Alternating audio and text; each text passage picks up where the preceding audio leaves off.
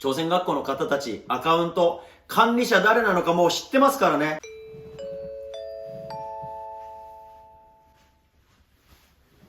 はい、皆さん、こんにちは。在日アングラ塾の本地です。この度はご報告です。悲しいお知らせとなります。ご存知の方も中にはいらっしゃると思うんですが、僕個人で SNS をいくつかやっていまして、Twitter であった出来事を少しお話しします。Twitter のアカウントで朝鮮学校というアカウントがありました。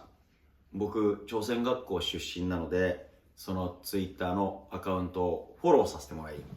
すぐフォローバックいただいてました。先日、朝鮮学校の Twitter アカウントから朝鮮学校の今後の存続についてありかなしかどちらでもない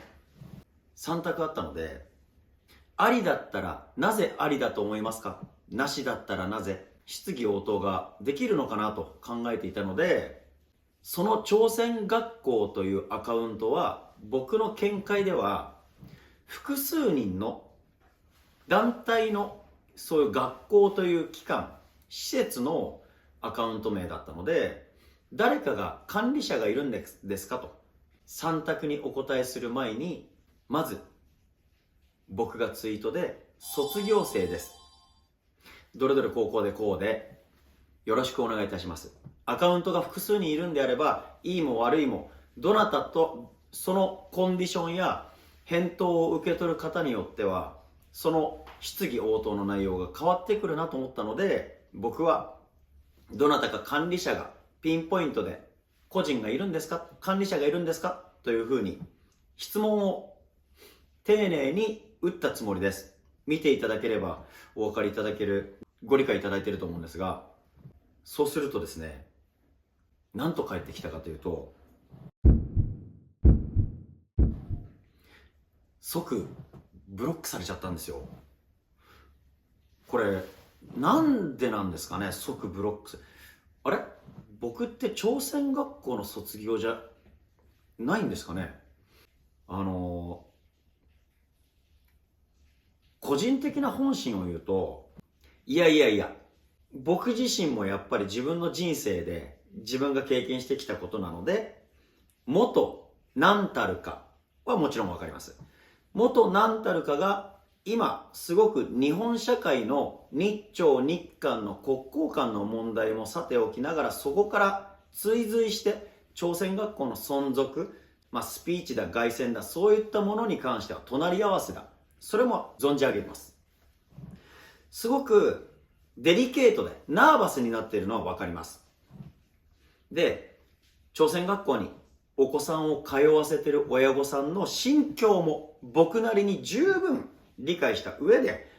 僕も人それぞれの思いというのは、叱ることが重いという人もいれば、優しく守るだけっていうものも重いだと思います。僕の中では自分の近しい母校だからこそ思いがあるんだったら、しっかり叱って自分の根本のたもとをしっかり地盤を叩いて見直して正してから、他に対して敵視したりこっちに何かの粉かけてくるような人間としっかり向き合おうというのが僕の考えです。朝鮮学校で僕母校で僕なりのやっぱり思いはあります。学校が自分の母校、皆さんもご自身が通った母校で、俺は学校に対してモチベーションねえよ、俺は学校のために命捨てられるよ、いろんな方いらっしゃると思います。僕はやっぱり母校に対して感謝があります。だからできる限りお役に立ちたいな、朝鮮学校を守っていきたいとか、朝鮮学校がなくならないようにするために自分が何かをできることをやる、そんな大層なことまでは考えていません。母校に対して思いがあります。だから自分のできることを背伸びしない限りでやりたい、それだけです。朝鮮学校のために僕がアンケートでお答えして何かお役に立てるんであればお答えしようと思って、僕の中で管理者いるんですか、即ブロックはないでしょ。これ僕ショックという前に本音を言いますね。日本国でやってる YouTuber として本音を言います。朝鮮学校ってだからマイノリティとか保守的って言われちゃうんじゃないですか、先輩方。後輩たちももちろん見てくれてますよね。日本国の皆さんもこれを見ていただいて、朝鮮学校ってそういうところあるんだなっていうところを、決していい悪いっていうところを優劣つけないでほしいんです。朝鮮学校でもっとこっちにウェルカムで、日本国にもっとこっち来いよと。みんなその国籍だとか朝鮮学校だとかっていう時代じゃないぞと。みんなもう生まれ育って物心ついた時には、俺ら日本人の隣にはお前ら在日いただろうと。そういう心境で僕の周りはそういう人間ばっかりです。